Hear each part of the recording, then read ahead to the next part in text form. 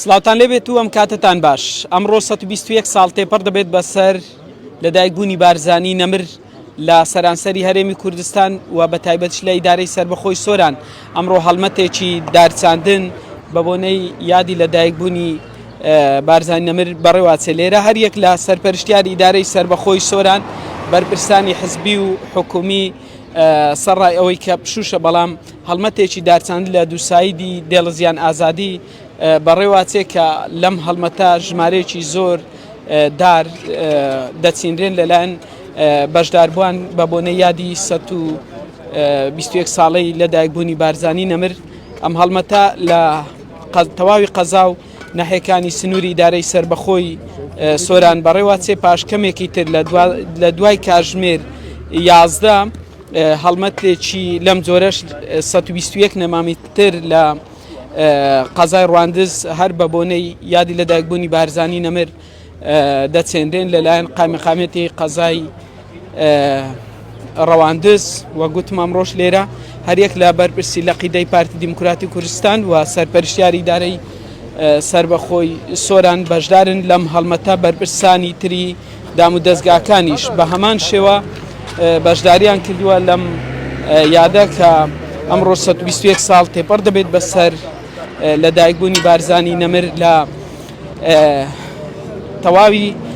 شارەکانی تری هەرێمی کوردستانیش. ئەمڕۆ خەڵکێکی زۆر بە مەبەستی دووپاتکردنەوەی وەفا بۆ ڕێبازی بارزانی سەردانی گلکۆی بارزانی نەمر و کاکەی دسی هەمیشە زیندوان کردووە. هەوڵەدەم پەیامی سەرپەرشتیاری ئیدارەی سربەخۆی سۆران و بەرپرسی لە قیدا ئەو بەڕێوەبەر بەرپرسانەی تر کە ئەمڕۆ بەشداریان کردووە لەم هەڵمەتە بۆتانی بگوازمەوە کە وەک گوتم لە دووسایدی دێڵزیان ئەم هەڵمەتە بەڕێوە ئاچێت.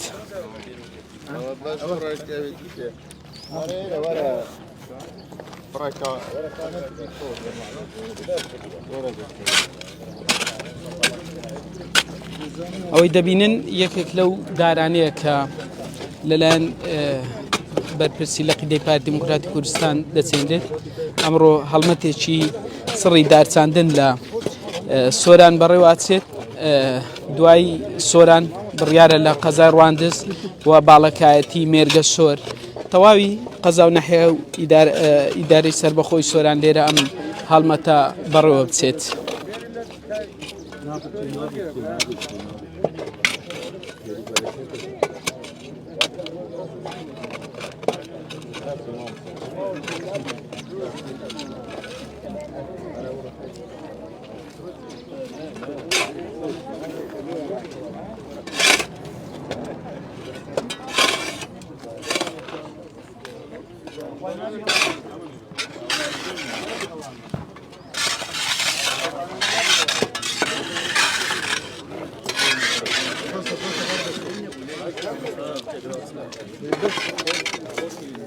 دکتۆر ڕێبوار بابکەی بەرپرسی لە قیدەی پارتی دیموکراتی کوردستان لەم هەڵمەتە بەشدارە. بە کورتی پەیامی ئەوش وەرەگرم کاک دکتۆر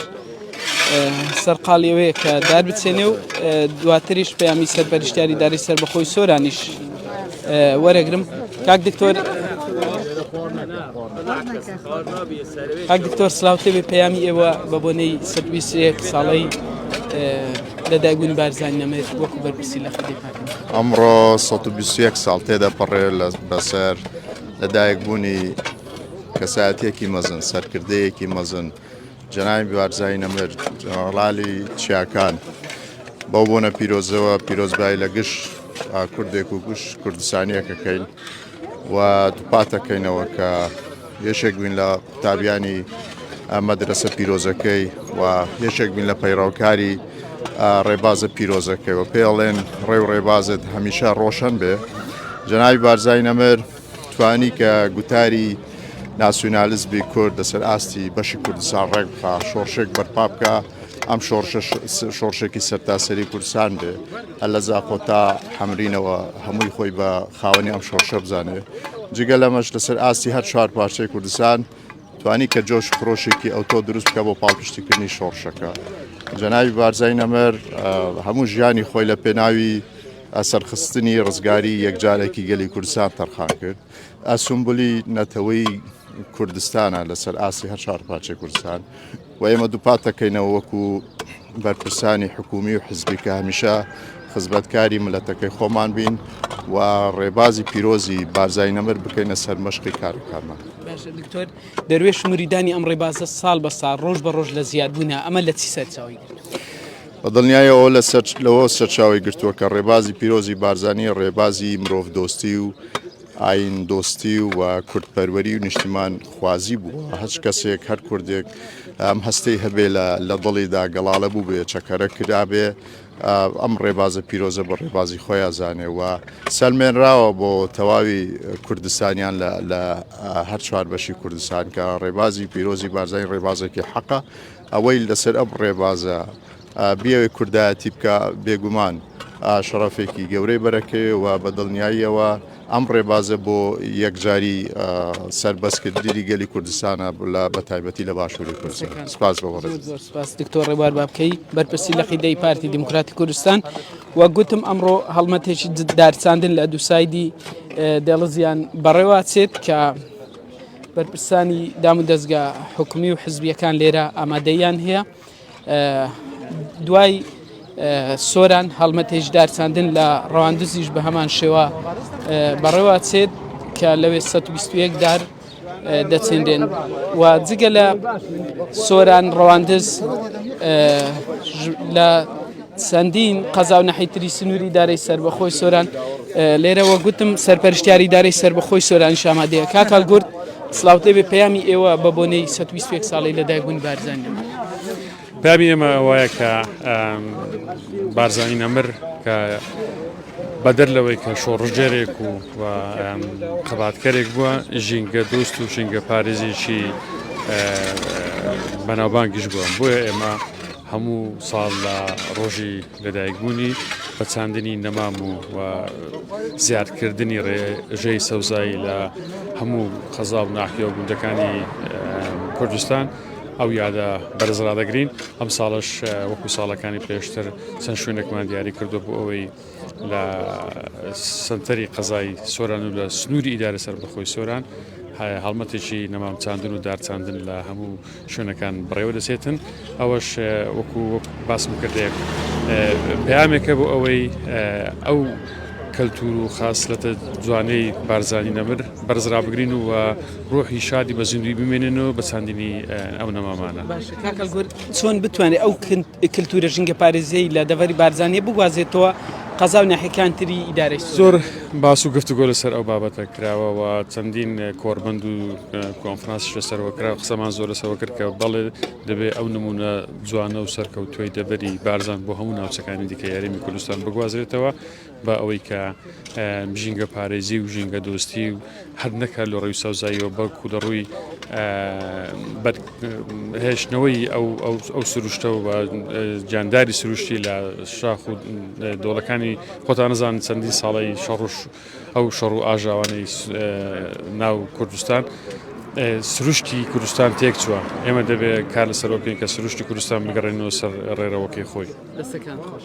زۆر سپاس هەڵگورد شێخ نەجیب سەرپەرشتیاری ئیدارەی سەربەخۆی سۆران بوو ئەمە پەیامی ئەو بوو بە بۆنەی 121 ساڵەی لەدایکبوونی بارزانی نەمر. سەلوا شۆڕش سەرۆکی شارەوانی سۆرانیش ئەمڕۆ بەشدارە لەم هەڵمەتە جگە لە پەیامی ئێوە لە تەواوی سنووری شارەوانیتان ئەم جۆرە هەڵمەتانە بەردەوامیان نەبێت و بەڕێواتن ئەمڕۆ سەرەتا بەخێر هاتنتان دەکەین بەنسبەت ئەمڕۆ 300 دەرمان ئامادە کردووە بەڵێ بەرتەوام دەبێتن نەک هەر ئەمڕۆ بەڵکە ڕۆژانی داهاتوش بەرتەوام دەبێت. دەست خۆش سەلوا شۆڕۆ سەرۆکی شارەوانی سۆران هەڵمەتەکە ئێستا لەم دووسایدی دێڵزیان بەردەوامی هەیە 300 نەمام دەچیندرێن لە 121 ساڵ لەمەوبەر و لە ڕۆژێکی وەکەم ڕۆدا مەلا مستەفای بارزان ڕێبەری بزاوی ڕزگاری خوازی گەلی کورد لە گوندی بارزان لە دایک بووە. بارزان نەمر ناوی تەواوی مستەفا کوڕی شێخ محەممەد بارزانیە لە چاردەی ئاداری ساڵی 1993 لە گوندی بارزان لە دایک بووە و لە تەمەنی 3 ساڵان دەکاتێک بەڵام مستەفا بارزانی بەر هەڵمەتێک عوسمانیەکان دەکەوێت دوای بەدیلگرتنی شێخ عەبدولسەلام کە برا گەورەی لەگەڵ دایکیدا بۆ ماوەی 9 مانگ زیندان دەگرێت. ئەمە پەیامێکی کورتە دەتوانن سەردانی ماڵپەڕی زاری کرمانجی بکەن بۆ ئەوەی ژیاننامەی تەواوی بارزانی نەمر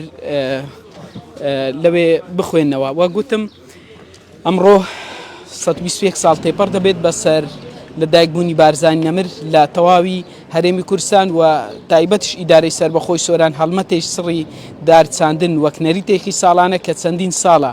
لە کوردستان هەڵمەتی دارچاندن بەڕێوەچێ ئەمڕۆژ لێرام هەڵمەتە بەردەوامی هەیە و دوای سۆران لە ڕەواندزیش بڕیارە لەوێ هەڵمەتێشتری دارچاندن بەڕێوە بچێت. دەڵێ